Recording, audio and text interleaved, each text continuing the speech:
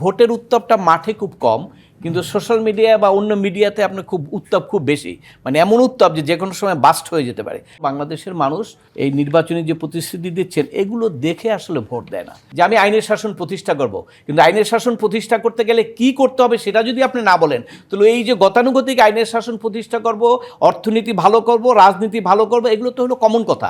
স্বাধীনতার পর থেকে যত নির্বাচন হয়েছে সব নির্বাচনেই কিন্তু আমরা এরকম ম্যানিফেস্টো দেখেছি, এবং সেই ম্যানিফেস্টো দেখার কালীন আমরা দেখেছি ওই দল ক্ষমতা গেলে এইটা করবে, কিন্তু আলটিমেটলি যখন ক্ষমতা থেকে সে চলে গেল তার ওই ম্যানিফেস্টোগুলো ম্যাক্সিমাম ক্ষেত্রে কিন্তু তারা সাকসেসফুলি করতে পারে নাই বা অ্যাভয়েড করে গিয়েছে। এটাই হলো আমাদের বাস্তব অভিজ্ঞতা। কিন্তু বর্তমান প্রেক্ষাপটে আপনি কারেক্ট বলেছেন যে বর্তমান প্রেক্ষাপটে 5ই আগস্টের পরে ডিমান্ড, যেটা যে মানুষের মনে যে একটা ডিমান্ড, এটা একটু হাই স্পিডে বেড়ে গেছে, যেটার সঙ্গে আমরা অ্যাডজাস্ট করতে অনেক সময় সমস্যা হয়। কারণ আপনি জানেন যে হার্টের যে বিট, সে বিটের সঙ্গে কিন্তু আপনার টোটাল বডির একটা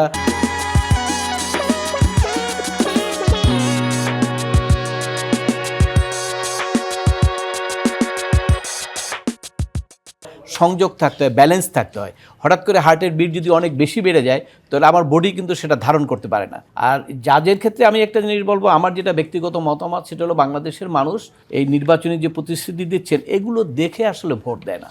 বাংলাদেশের রাজনীতিতে অন্যতম দুটো জায়গা আছে, সেটা একটা হলো ডাইনাস্টি পলিটিক্স, অর্থাৎ যারা ধরেন সেই জিয়াউর রহমান আমল থেকে বিএনপি করতেছে তারা বিএনপি করতেছে, বঙ্গবন্ধুর সময় থেকে যারা আওয়ামী লীগ করতেছে আওয়ামী লীগই করতেছে, এবং অন্য কিছু বা বিভিন্ন দল গড়ে উঠছিল সেগুলো কিন্তু ওই বড় করা হয় নাই।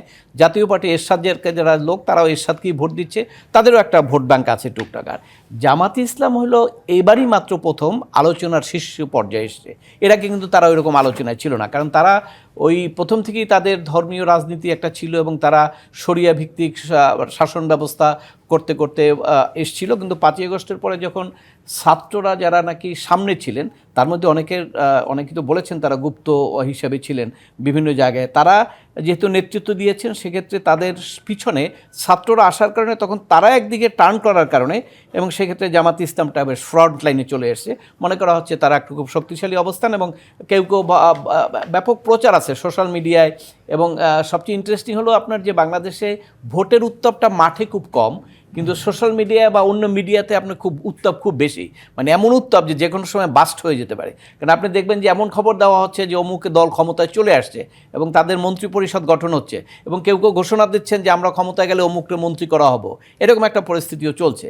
কিন্তু আসলে এই যে দলগুলো যে আমাদের জন্য যে আপনার ম্যানিফেস্টো দিল, সেখানে বাংলাদেশের অর্থনীতি ভবিষ্যতে কিভাবে পুনর্গঠন করা হবে এটা ডিটেলস কিন্তু কোনো দলের মধ্যে নাই। বাংলাদেশের যে রাজনৈতিক ক্রাইসিস, এই যে আপনার আজকে যে নির্বাচনটা হচ্ছে এই নির্বাচনটা সার্বজনীন না, এই নির্বাচনটা একটা দলকে কিন্তু তার রাজনীতি নিষিদ্ধ করার কারণে নির্বাচন কমিশন তাকে বাদ দিয়ে দিয়েছে, এবং তাদের একটা বড় সাপোর্টার আছে, এবং তার সঙ্গে আরও বেশ কিছু দলও কিন্তু নির্বাচনে অংশগ্রহণ করছেন না। অতএব সেই রাজনৈতিক ক্রাইসিসটা কীভাবে ভবিষ্যতে মিট আপ করা হবে, সার্বজনীন রাজনীতিটা কীভাবে আসবে সেই ব্যাপারেও স্পষ্ট করে কেউ কিছু বলেন নাই। যে আমি আইনের শাসন প্রতিষ্ঠা করব, কিন্তু আইনের শাসন প্রতিষ্ঠা করতে গেলে কি করতে হবে সেটা যদি আপনি না বলেন, তাহলে এই যে গতানুগতিক আইনের শাসন প্রতিষ্ঠা করব, অর্থনীতি ভালো করব, রাজনীতি ভালো করব, এগুলো তো হলো কমন কথা।